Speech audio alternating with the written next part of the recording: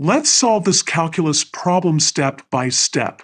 We'll prove that when y equals the square root of 4 plus 3 sine x, then 2y times the second derivative of y plus 2 times the first derivative squared plus y squared equals 4. Let's start by simplifying our equation. First, we'll square both sides of the original equation to eliminate the square root.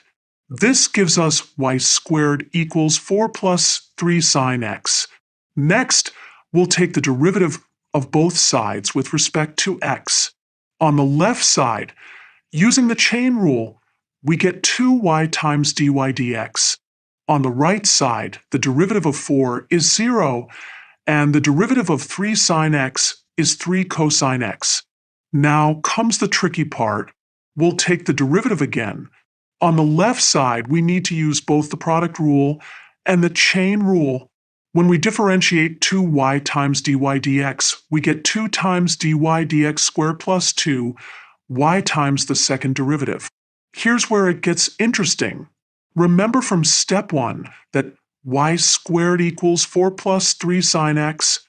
We can rearrange that to say that negative 3 sine x equals y squared minus 4. Let's substitute this into our equation. Finally, we can rearrange the terms to get our desired result. 2y times the second derivative plus 2 times the first derivative squared plus y squared equals 4. And there we have it. We've proven the relationship. Let's review what we did.